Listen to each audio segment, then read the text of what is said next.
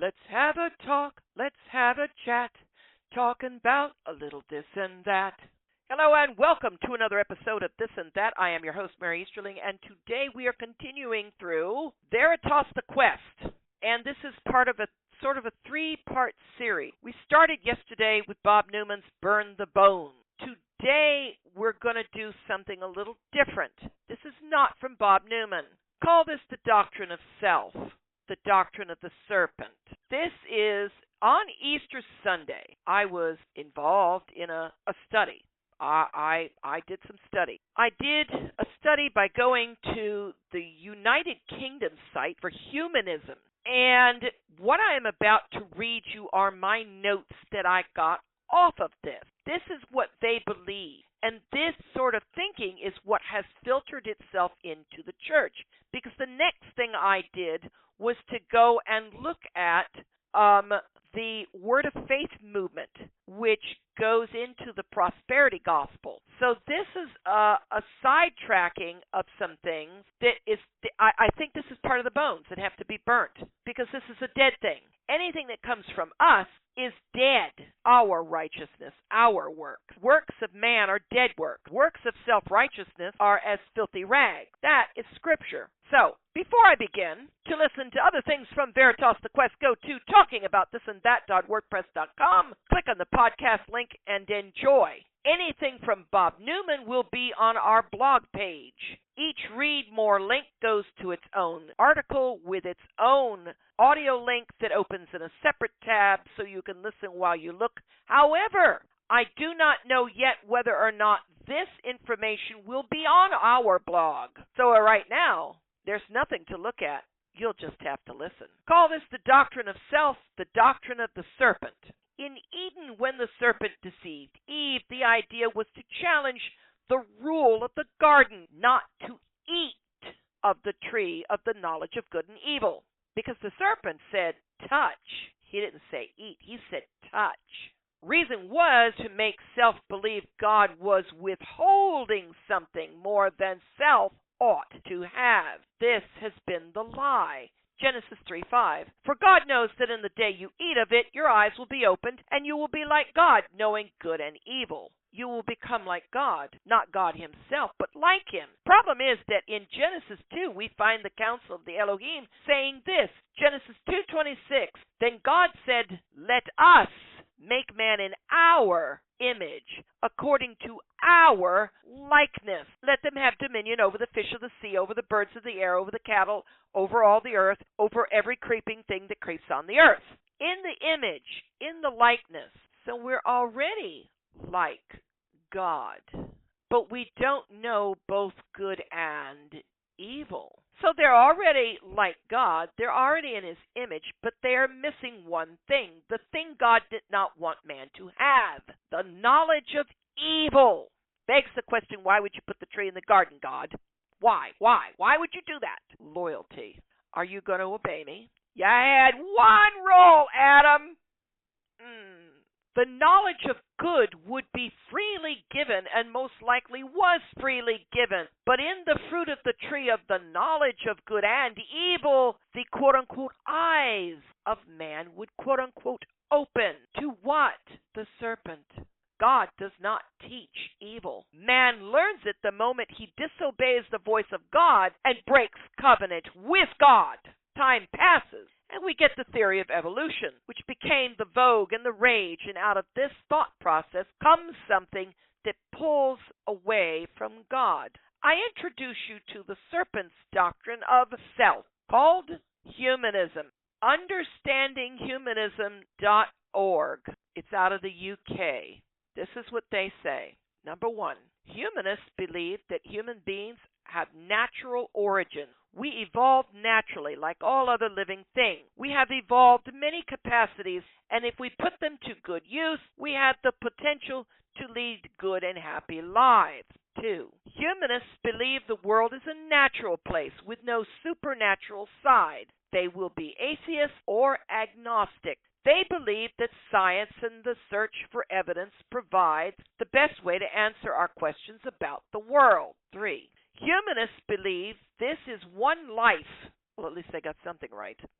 One life we have, so we need to make the most of it. For humanists, there is no single, quote-unquote, ultimate meaning of life. Instead, it is up to us to make our own lives meaningful. They believe we should be free to decide how we live, as long as we do not cause harm to others, seeking happiness and supporting others to do the same. 4. Humanists believe that the origins of our moral capacity lie inside human beings and our evolution as a social animal. They believe that when deciding how to act, we should use reason and empathy, considering the consequences of our actions and the likely impact on other people and animals. There's a lady here by the last name of Toxvig says, quote, being a humanist can be demanding. It means when deciding what to believe or how to act, you have to do the thinking for yourself. You have to take responsibility for your own life.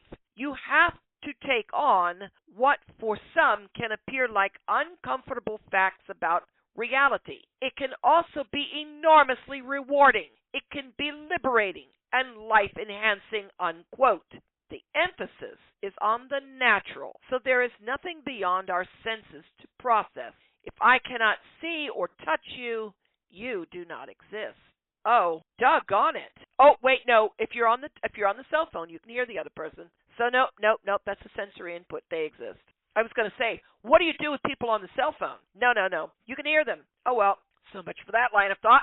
God is spirit, but not something you can sit and examine on your terms. So to the humanist, he isn't real. Since man evolved from some beginning, like animals, there is no God. But this does not hold to true philosophy and the law of first cause. Before the first thing was, what was? Humanism has no answer. They do believe in one life. I told you, at least they got something right. A life with no single ultimate meaning. We have to make our own lives meaningful, so long as it harms no one else. And right there, we have Wiccan words. If it harm none, blessed be. You don't believe me? If it harm none, blessed be. Go Google it. That's witchcraft. That's Wiccan craft. They're very natural, humanistic, you bet. So this is from, quote-unquote, something else. So then you decide what to believe. You don't, quote-unquote, need anything more than you. Reason and empathy is enough to make you a, quote-unquote, good person. At least there is a sense of some accountability for the decision one makes, but they have no real grounding into anything because man is the center of his universe. Study continues. From the film, Life is a String, quote, we should pursue the things that make us happy, that bring fulfillment, that make our lives meaningful, quote unquote. But we can't be, quote unquote, purely selfish. Quote, we are social beings, unquote. Quote, our actions have consequences for others and their actions have consequences for us, unquote. Again, the wicked mantra of if it harm none, blessed be. Our actions, our contributions of our ideas, or what was once called, quote unquote, legacy, is how we, quote unquote, survive our death, a bid for immortality. The closing statement is think for yourself, act for everyone. From the film Human Nature, Human Potential. Quote, live 1 foot on the ground. We're a product of nature, part of it, dependent on it, and nothing beyond it. Unquote. Right here we quash the idea of our image of God on earth. We are, on the one hand, part of nature as we are of its elements in our flesh. But as in his image, we are far beyond it. We are accountable to for the care of it. We have an accountability to someone for what we do with how we treat nature and man. We can use reason to think critically about what we believe or choose to believe. We can test scientifically what others say, but you can't test scientifically at present God. No, folks, there is no scientific test for the existence of God. It's a very personal thing. Yes, and I don't mean purse and all. No, I mean intimate within you. You either have it or you don't. Humanism sees man as innately good within because it believes that we, through empathy, can care for others and animals and be quote-unquote good. But while the empathy might hold some water in most humanity, who actually judges our quote-unquote goodness? If we have no God to ultimately answer to, then we have each other. As time progresses, we ultimately see that empathy has diminished. This is called love. And because of lawlessness to quote-unquote something or someone, this quote-unquote love has diminished. Ultimately, we find self demanding its fulfillment before all others. When pressed, self, not empathy, comes first. Stop and think about this. Run through your mind situations of life where you had a choice. Sharing is caring. Tell that to the 2-year-old who wants what the other 2-year-old has, and what does he do or she do? Goes over and takes it. Mine! Mine! And the other one's just like, and then the adult goes over what's going on. That was mine, and he took it. It's all about mine. This is a 2-year-old, maybe even younger. Watch children, oh you humanists. Watch children, you adults. Watch them. Watch what they get up to. But it gets better. It really gets better. One other thing keeps coming up. We decide how to live our lives instead of having others tell us how to live our lives. The others is always going to mean religion. But others telling means law and order or rule. So, see, they want to say religion, church. If you look at humanist stuff, it's always the sleeve of the priest or the minister that's shaking the finger and going, you can't do that. And it's always in the negative. You can't. And the humanist wants to say, yes, I can. Okay, fine. But the truth of the matter isn't church. It's just simple law and order. The church will put the emphasis on the law of Torah as the basis for moral law and order. Well, here in the United States of America, our legal jurisprudence and our law and order have a tendency to hinge off of that old 10 Commandments thing. You know, the thing they've been peeling off the walls of every legal institution they can peel it off of since, that. So, humanists are also anarchists, and placing self first means one can live as one wants to, not as one ought to. Funny how this is lawlessness, rebellion. And because we do live with others, others will place constraints of law upon us. But we can choose to not be dictated to. Still, we can live, laugh, love, and quote-unquote get along. In the descriptive, I find this. They acknowledge our human flaws like irrationality, selfishness, and poor decision-making, but emphasize that these shortcomings are not always personal failings, but often stem from external circumstances beyond our control. We, therefore, have a collective responsibility to try to build a world in which everyone has the freedom, rights, and opportunities for their positive capacities to flourish. And then they will go on to freedom of expression, freedom to have an equal education across the board, the humanitarian freedoms. We are flawed, but still we decide. But we shirk accountability and say it's most likely our environment.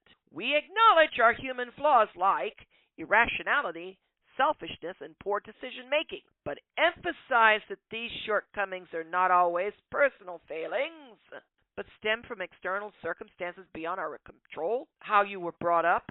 Oh, if you were poor, no wonder you're a thief. If we work on their living conditions, but we don't give them any morals from the 10 Commandments, and we don't teach them to respect others because there's an accountability to the living God, might they still become a thief? Sure. I have a lot of people out there. They have all the education and all the wherewithal to have all the success, and they're still white-collar thieves. It's called embezzlement, Ponzi schemes. Oh, come on.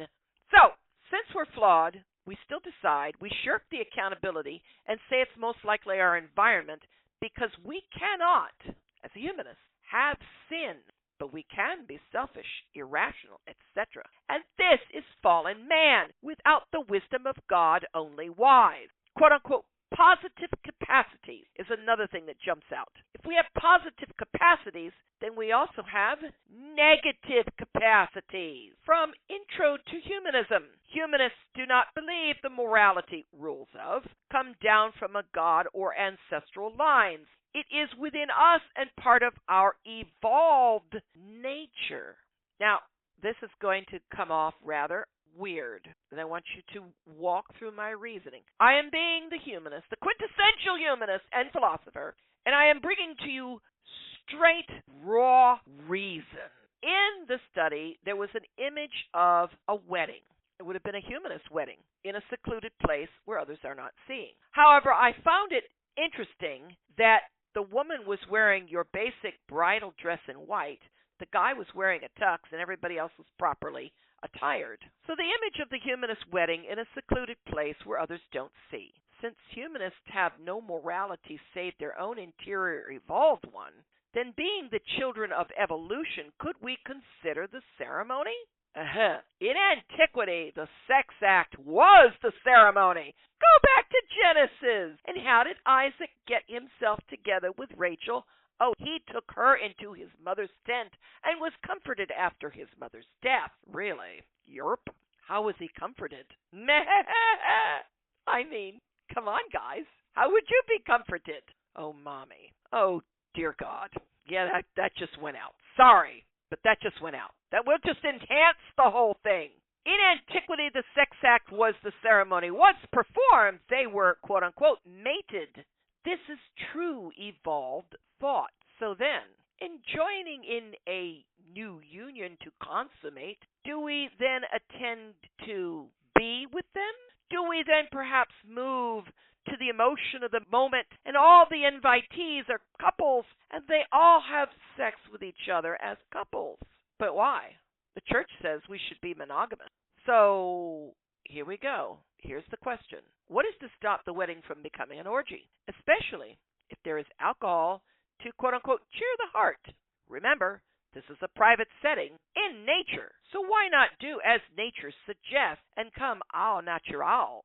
Do we even need token when the sex act is the token itself? Why then might a humanist wedding refrain itself? Why have a wedding at all? What could then happen is to fall out of many relationships, including the one the wedding was for. Without a morality, we might agree once we have had one too many drinks that we all want to have an orgy, homosexually as well as heterosexually, thus bringing confusion to bear. I mean, okay, so the humanist couple goes down to the Justice of Peace and signs the papers. You kind of have to do that because the IRS wants you to file taxes jointly. And usually things like insurance and loans and stuff, they tend to favor the married couple. His surname goes with all the names on all the documents. Hers with his surname, his with his surname, etc. Okay, so we're complying to the legal. We're making our lives easier. Fine. So after this union, after this experience, JOP gets flooded with a lot. The judge's office is now flooded with a lot of divorces and remarriages. Think about it. Think about it real hard. And this is just a wedding. If we truly believe as a humanist in this manner, then we are amoral because we're making our own decisions as to what we believe is right and wrong. The humanist does not see meaning as coming from without, as being part of the universe, but from within as something we make for ourselves. We attribute meaning to our experiences. We assign it, decide it, judge it. Humanists believe we are evolved from and connected to the natural world because man is an animal. This places the above thought line into its context. The humanist wedding. Animals rut openly, most with many partners in many of the kingdoms of the animals. Very few are monogamous. This is so that species survive. In fact, if you look at the lion, if the dominant male of the pride gets whooped by an interloper, and that interloper comes in, all the lionesses start to sweat big time. They start to cache their young, and if they're old enough, they send them packing like, I don't give a rip. You male, run for your life. Daddy's dead. Some other guy's coming in. He's going to eat you alive. Get, survive. Go find your own life. If lions could talk, that's what the ladies would be saying to their sons. The daughters, I don't know. They'd probably send them packing too. Try and spare the progeny of their womb. But if they're little lions, they'll be lying around dead. Why? Because the new lion will kill all the cubs to put all the lionesses back into heat so he could breed them and have only his sireling on the ground. Oh, revolt from that. Animals destroy what threatens them, so would the thinking humanist. Humanism on reality. What is real? What is true? Reality is defined by our senses.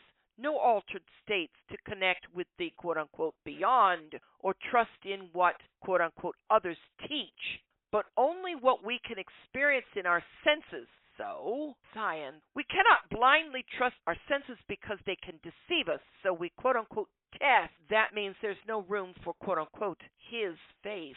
If we have damaged our senses and they betray us or our reason leaves us, however, then we have chaos. And how is this stability?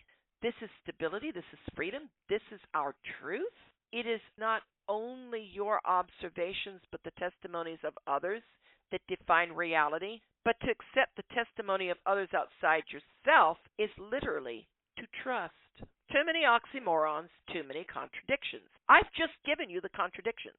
The humanists believe that everything stems from within the self. But if you have an event where many selves see it, a general consensus of what has happened will occur, and it will be accepted as reality. Immanuel Kant thought like this. There are other, Voltaire thought like this. These are philosophers. They, in turn, influence scientists, psychology, etc. If you're in the medical field, if you're in counseling psychology, if you're a psychiatrist, psychologist, you know that these things are out there. Who was it that did the primal scream therapy? Man as the animal, man as an animal. What about the prison experiment, the one that they don't usually like to talk about? Because the wardens became worse than the prisoners. They found out just how, low you can go on the limbo bar of morality. All right, the finality of death. Annihilationism, nothing more exists. This demands that the humanists must make their lives as rich and meaningful as they can, but they define this from within. So basically, it's a matter of opinion. So that's humanism on death. Humanism on being good. We tie back to our quote-unquote ancestors. We study the natural and social world of the ape. Oh, did you think it was your forefathers? No, dear. It's the ape, specifically the chimp.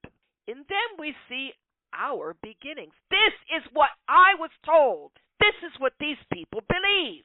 Without a set morality, without God, humanism's response to moral dilemma is complex. The idea of quote-unquote good is based on knowing what is right and wrong, or the knowledge of good and evil, which goes to the tree. There is no one set in humanism. So morality is set into context.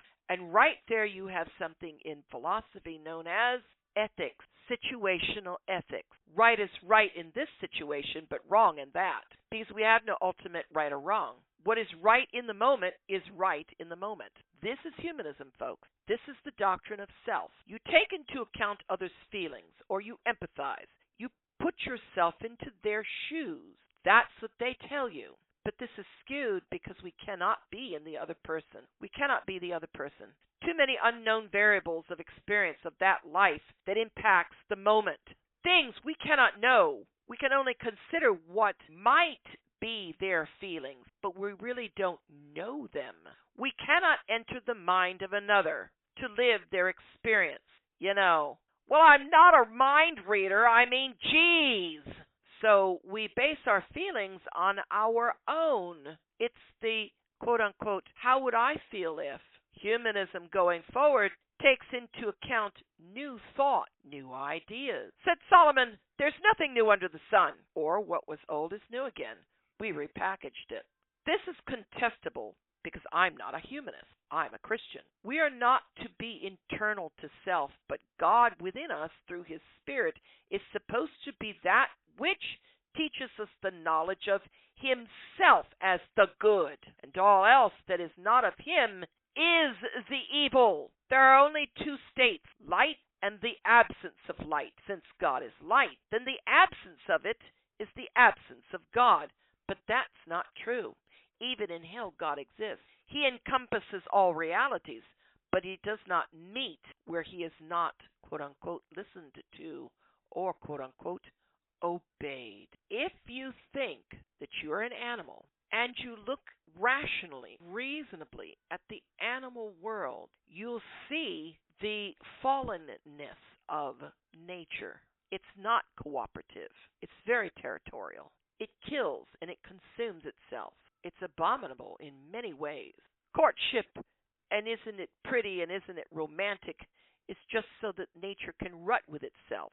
Funny how that in nature, the males and the females are doing the rutting. We don't have males and males rutting. Nowhere do I see lions and lions rutting. No, it's always the lion rutting with the lioness.